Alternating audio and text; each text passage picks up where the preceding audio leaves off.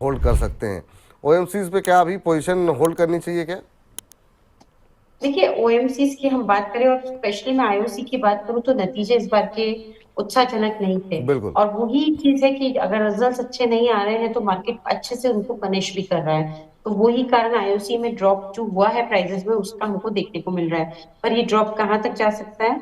मुझे लगता है एक बार 130 पैकेट थमेगा तो 130 का एक स्टॉप लॉस लगा के पोजीशन को होल्ड करें। हो सकता है कि वहां तक या उसके आजू बाजू रहे, लेकिन 130 का एक इम्पोर्टेंट सपोर्ट है।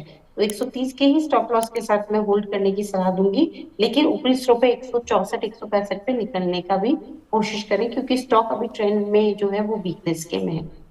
जी चलिए। मैम एनटीपीसी है मेरे पास 300 क्वांटिटी, 321 पे। एक तो इसका स्टॉप लॉस कितना क्या रखें, और कितने कितने तक का जा सकता है? लगभग 6 महीना साल भर रुक सकते हैं।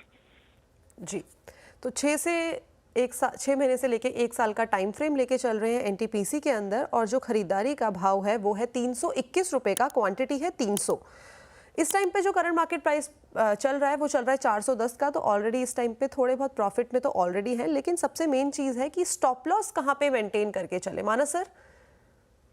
तो देखिए, निवेशक के लिए मेरे ख्याल से 200 मूविंग एवरेज पे ही आपको स्टॉप लॉस लगाना है। एनटीपीसी में 200 मूविंग एवरेज 370 रुपए है, उसके नीचे स्टॉप लॉस लगाइए। जो लॉन्ग टर्म स्ट्रक्चर है वो अभी तक पॉजिटिव लग रहा है। करेक्शन जरूर देखने को मिला है, लेकिन मेरे ख्याल से 390 से लेकर 380 के रेंज में मल्टीपल सपोर्ट्स हैं स्टॉक में। इसलिए 370 रुपए के नीचे स्टॉप लॉस लगा के पोजीशन को होल्ड करना चाहिए।